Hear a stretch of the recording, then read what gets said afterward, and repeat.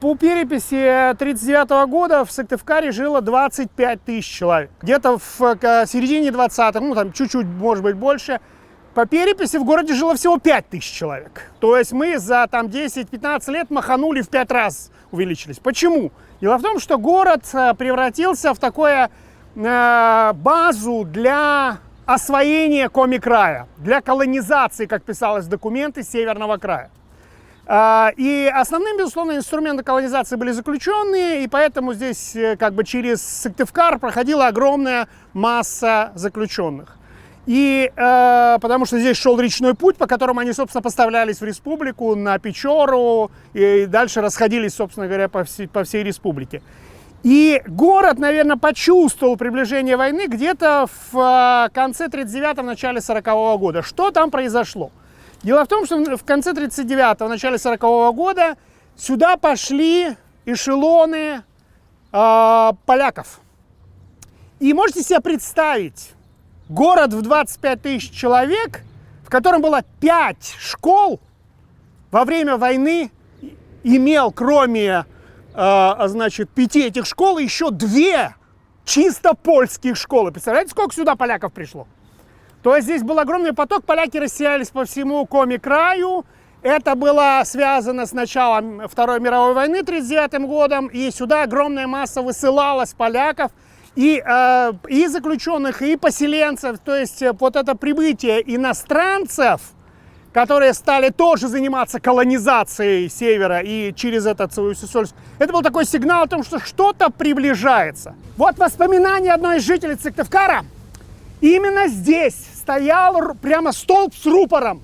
И 22 июня она говорит, я иду, я еще не знаю, что война началась, я просто иду. И вдруг вижу, огромная толпа вот здесь стоит, возле будущего, там еще нет никакого вычегды, стоит толпа, и прямо собралась и смотрит на этот рупор. И вот эта толпа, говорит, для меня было начало. Я сначала подошла, не понимала, что... И тут мне начинает говорить с боков, война, понимаешь, война, война. Вот ощущение войны, говорит, я тогда... То есть я шла просто, еще никакой новости не знала. Но вот для нее это место стало таким местом, рассказывающим о том, что война началась. Но когда началась война, безусловно, это событие было весьма своеобразным. Вот в чем было его своеобразие.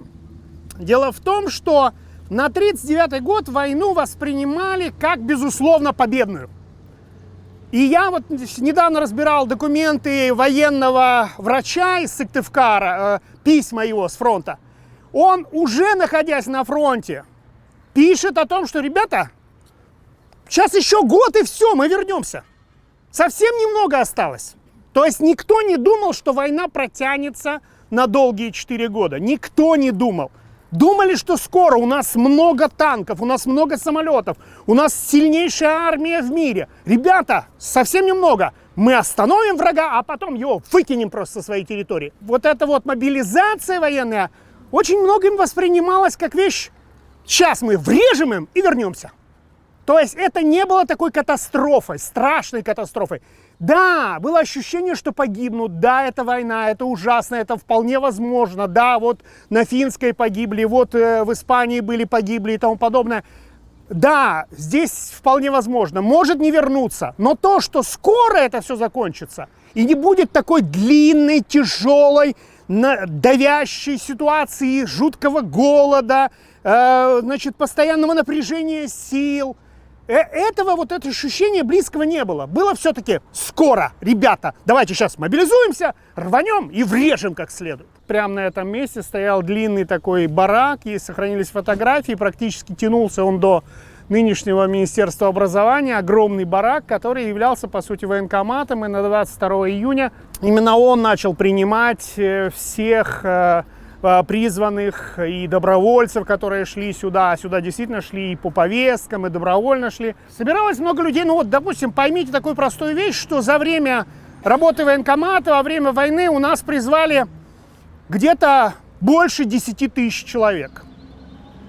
25 тысяч город, 10 тысяч призванных. Ну, по разным цифрам есть цифры 13 тысяч призванных. 13 900 есть цифра такая, что из Сыктывкара была призвана. Представьте, 27-тысячный город, призвано столько людей. Это вот куча народа каждый день приходит, мобилизуется. Первый пароход, первый буксир Бородино, вышел с пристани 23 июня. Представляете себе, только началась война, только объявили мобилизацию, уже первый пароход пошел. Потому что никаких автомобильных, железных дорог нету. По реке до Котласа. В Котласе они пересаживаются на поезда, едут до Вологды. Там запасной полк. В запасном полку 3 месяца обучения. В некоторых случаях почти без обучения, только вооружение переодели и сразу на фронт. Но в большей степени это в запасной полк, а потом переброска на разные фронта. И, кстати, многие жители Усть-Сысольска вспоминают про военные годы и говорят, по улицам мужчин почти не было видно. Женщины, дети, старики. Мужчину встретить на улице – это довольно редкое явление.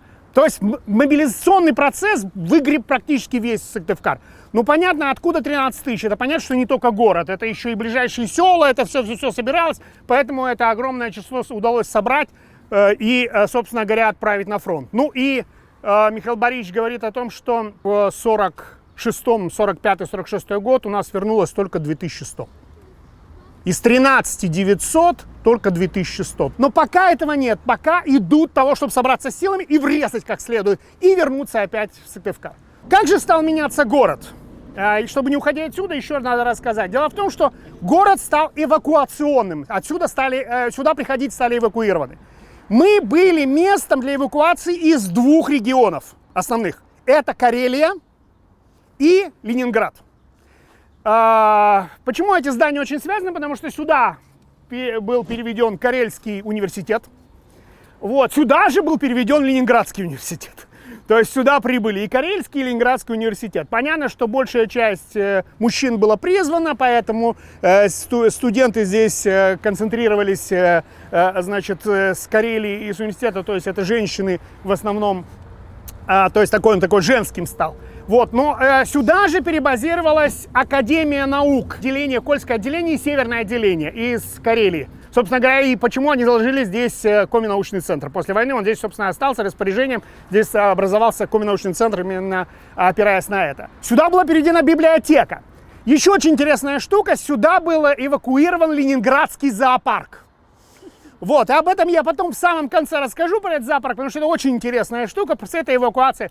Но, тем не менее, это вот основной эвакуации. Напоминаю, что сюда же направлены были поляки, и они были в основном все в лесозаводе, потому что школа 6 и 16 располагалась именно там. Если кто-то знает 6-ю школу в лесозаводе, это польская школа. То есть там находились большая часть поляков, потому что они работали на лесозаводе и на лесоповалах. Туда же направлялись немцы, которые практически со всей страны выселялись в северные края. И трудпоселенцы и немцы тоже направлялись сюда, и тоже в лесозавод, и тоже там были целые поселения немцев. Сначала жившие барака, а потом уже начали строившие там дома. Да, это немцы Поволжья, это немцы из центральной части России, из Поволжья, да. Это не те немцы, это немцы, так сказать, довоенные, да, наши довоенные немцы. Вот, то есть здесь тоже они располагались. То есть город начал увеличиваться, появилась огромная масса эвакуированных. Да, еще одна из эвакуированных групп, к нам стали эвакуировать детские дома. И они тоже здесь располагались, и тоже сюда направляли. По всей республике стали распределять этих самых эвакуированных детей. В Сыктывкар тоже направлялись эвакуированные.